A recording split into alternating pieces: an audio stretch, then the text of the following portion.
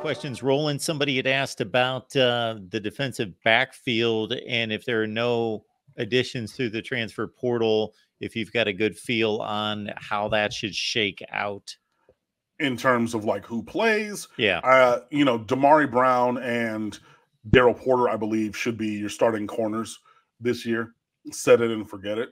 Lance Guidry showed it last year, but also I think this year we're going to go and can be multiple at that overhang, that star position or striker, whatever you want to call it. So if it's the nickel corner, it's going to be Michelle Powell from Washington, the safety kind of hybrid corner position. It seems like he's going to be there in front.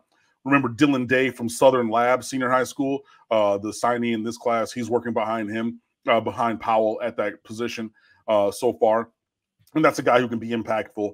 In terms of like that linebacker safety hybrid, multiple guys, your Bobby Washingtons, your Caleb Spencers of the world there. So it depends on which way you want to go. If you want a bigger body at that overhang, or if you want a smaller body, one who's more safety corner or one who's more linebacker safety. But there are multiple dudes with plenty of athleticism in both groups to be able to go. In terms of safety, I think I forget the other kid's name, the transfer from Vanderbilt. Richard? Not Jaden Richard. Like, because he's already here. There was one from previous year. There's another one. I think he would start, and then maybe like a Jaden Harris out of Georgia, man. This is a kid who was a 3-star, but like looking at his film, like doing blind evals with people that I know and trust, I'm like, just, which is get the huddle link, send it to a friend, say skip to 7 seconds in so you get past the opening screens of who I am, where I'm from, what my stats are, and just watch the film. And multiple people that I know and trust who even work in football, they're like, how is this? Like, this kid's a 4-star, right? Like, and I don't know, but he was the first guy off the bench. Savion Riley, thank you, Yellow 265. So he would start, then maybe Jaden Harris next to him with some options. A guy like Marquise Williams from Orlando Jones, or Markeith Williams, I should say. Like, this is the time to step forward. So if you're going to develop, that would be that. Brad Tejada, man, I appreciate you being in here, brother. Thanks so much, man. Hit the like and subscribe. And also, Brad does, some of the podcasts over at Canes Insight with D-Money. So be sure that you listen to that as well as you're looking for other Canes content to consume. But yeah, man, appreciate that. So, if we started that group, I would be a little concerned. I would say I would be a little bit, as in if that group started with no other additions. Now, if your linebackers continue to play to the level of their talent, like Akiko Mawinoa and Wesley Basaint, who I believe should be the starting pair, and then you add whoever next to them at that second level, and your defensive line gets everybody back and gets up the field, that can help them out a little bit. But just like in a vacuum, what I think the defensive backfield looks like right now, I would love like one in a possible transfers of guys who can compete for playing time. Like definitely one at either position. If we get that possible, make it two, like one at corner and one at safety, I would be over the moon if they are of the caliber that I'm talking about. Not just like a guy, not me, at my big age and unathletic build. Like, oh, we got Cam Underwood to come play safety. With mascot, free visit, not going to come off the sideline if we even took, I'm not looking for me. I'm looking for a guy who can compete for playing time at this level. One, if we got one in each room, that would make me feel a lot more settled with the defensive backfield moving into the season. Yeah, to echo what Kim said, Brad, thank you so much for being here. Brad's done a great job at Canes Insight, of course, for years, and also has helped us out here at the Voice of College Football a number of times. So good to see Brad And way too early to tell, but we'll throw it at Cam in regards to maybe not necessarily what's transpired already, but what he's looking for. Demetrius asking about the trenches on both sides of the ball. I mean, they're working in new guys on both sides. Excuse me. Somebody who's standing out, seems to be a Jared Harrison Hunt at defensive tackle. Former basketball player, Christ the King in New York, 6th-year senior now. Really big that he's coming back for this team. So he's going to be like a leader. Some of your transfers at defensive tackle, not Thomas Gore, Jesus. I just got another name wrong. Lord help me. I just saw it too. But like a Marley Cook, he's a guy in the rotation at defensive tackle and everything. And along, the offensive line, like I said, Samson Okunlola, Matthew McCoy, plugging into some of those currently open and available slots with Francis Mawanoa out at right tackle. And then Miami's looking for a new left guard. Zach Carpenter, the Indiana transfer, is going to be the center and everything. Markel Bell, the 6'9", 350-pound tackle, working at second team right guard. Second team right tackle, excuse me. Looking okay, but again, you really want, for me, to see the individual development of all of those guys, and especially some guys who need to reshape their body, like a Markel Bell, maybe needs to get a little bit more brute strength onto his frame and everything. But, work on the technique in general, and then work to find who your 5 are going to be for the fall, and then, have them work together over the summer, like when you have the 5. But especially until you get Big 61 back at right tackle, you're not really able to evaluate effectively, I don't think, the entire offensive line, because Cameron, get your stuff together. Jalen Rivers at left tackle, Zach Carpenter at center, Anez Cooper at right guard, and Mawanoa at right tackle. I'm comfortable. Etch those in stone, bring the tablets down off Mount Sinai, set it and forget it. So you're really looking for that left guard to fill in to complete that 5.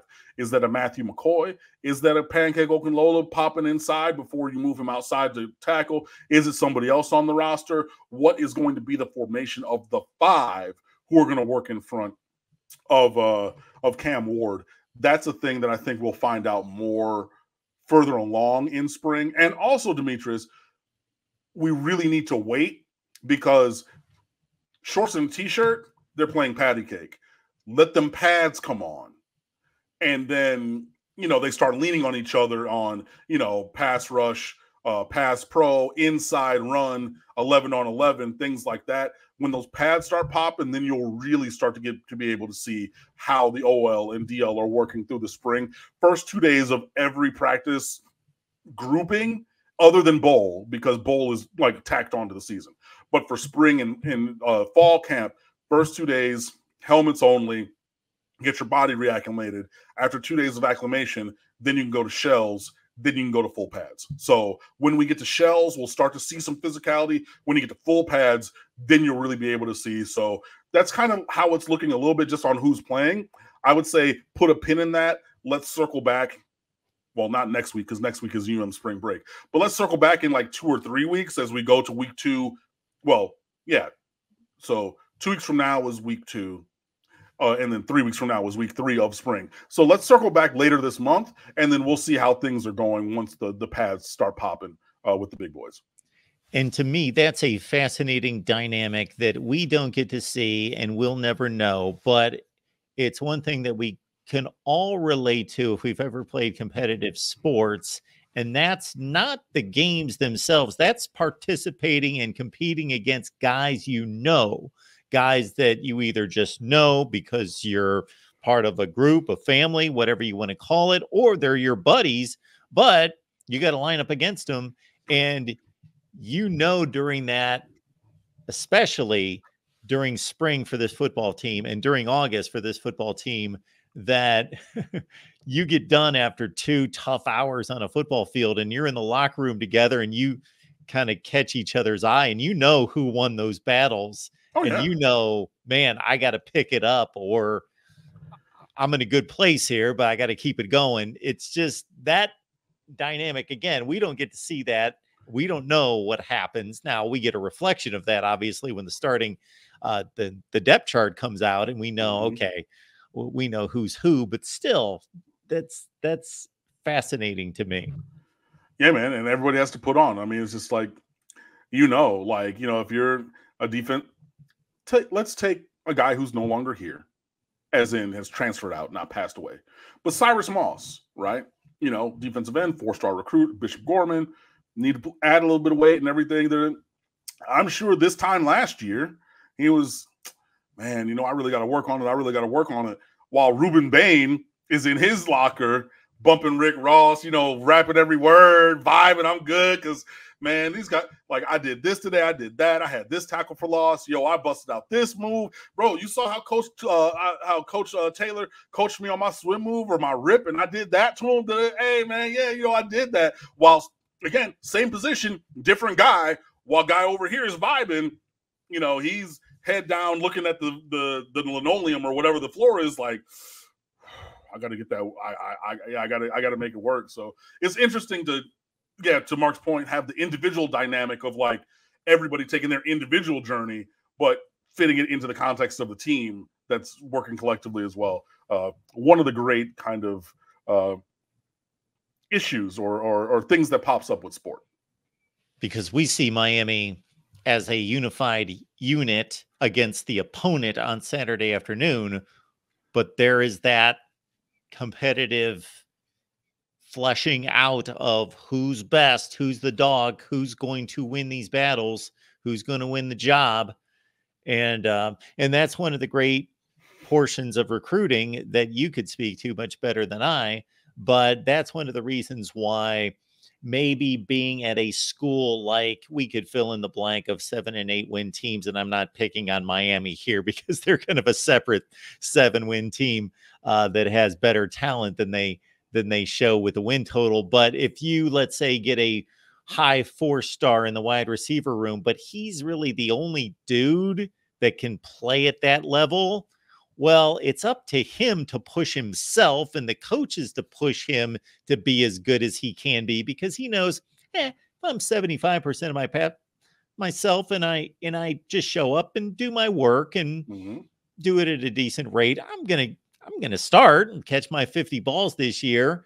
But if you got a wide receiver room like a certain place in Columbus, Ohio, or pick your unit on either side of the ball and go to Georgia or wherever you want to go for your destination, and you've got like 8 dudes in whatever the defensive line group or the wide receiver room or whatever, and they're pushing each other, then you got to not just be 4-star that can just kind of go through the motions. You are pushed to the hilt. Yeah, and sometimes you have to bring in outside players to help with that development. Miami did that with KJ Osborne years ago because, players like D. Wiggins and Mark Pope, who was everybody's All-American and everybody wanted, it didn't end up working out that way. So, yeah, we do have to our iron sharpens iron. You got to continue to, have great opponents in your own building, so recruiting the opposite position. Like I said, y'all already know, I worked at Miramar High School for many, many years. One of the things that made Tracy Howard and Malcolm Lewis, a cornerback and wide receiver respectively, great, is that every day they went against the other one in practice. They never – it was a disservice to them if you're like, hey, man, Tracy, how about you go cover Brian and then – Gerald go cover him? Like, no, why am I going to put somebody like, no, I need the best player to go against. And that, when you're building a roster the way that Mario Cristobal is trying to, you're going to have that everywhere. So you're going to have an awesome defensive line. You're going to have a Ruben Bain practicing opposite of Francis Mawinoa. You know what I mean? You're going like that right there. You're going to have that. You're going to have that in the wide receiver and cornerback room. You're going to have that with your tight ends and your safeties and linebackers. You're going to have that. And yeah, it is incumbent upon the coaching staff and, whole talent acquisition apparatus in Miami to get it there. And, they're working on it. So there's still some gaps and, everything's not going to be perfect every single year. But I think after this recruiting cycle, coming into his like a third full cycle, his fourth one, because that first Nigel Kelly class was a little piece of class, but 3 full cycles. This time next year, the roster should 100% look the way that Mario wants it to. When you mention the names Mark Pope and D. Wiggins, it takes me back to sitting here in front of you where it seemed like for 5 or 6 years, it wasn't that long, but it seemed like for a long time, just talking about, they should be better. They need to be better. Dropping the ball. The other thing that comes to mind is, and certainly correct me if I'm wrong, but if there's been one constant pre-Mario Cristobal that was a disappointment more consistently than any other unit on this team, it was offensive line. And now, of course, this staff is recruiting out of its mind in every area with every positional unit, but you got to figure if there's a given in terms of we're going to take care of business because we're going to recruit offensive linemen. And even if we don't get the cream of the crop, we're sure as hell going to develop them as well. We've got that covered as well. So that should not be a concern going forward. I mean, it should not be, but again, you have to be intentional about how you're doing it. And to the previously asked question multiple times of, hey, where do you think that Miami is going to focus in this recruiting class, trying to, bring in the next level of talent? We're circling back to the offensive line. You got the #1 offensive line class in the country 2 years ago, the 23 class with Mawinoa and Okunlola and all them, other guys, some who are developmental. So they're coming into their second year. Then last year, okay, you bring in a decent number, but a couple of those guys are going to take some time. And now we need to put bigger numbers, but also need to pull from the top of the list, get some more top end offensive line here. Good question.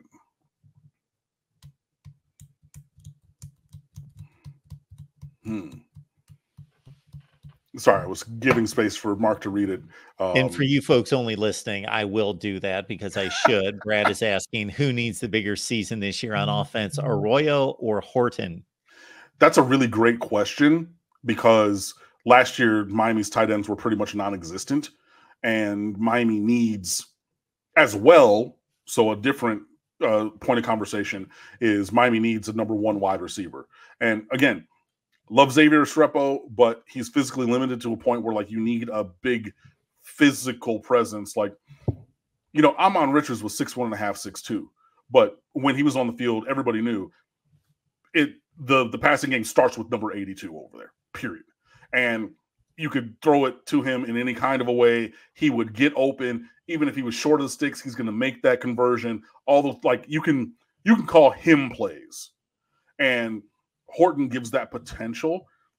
For me, I think that Miami could be able to, again, have a diversity of input and impact at wide receiver, including Horton, and others that could be enough.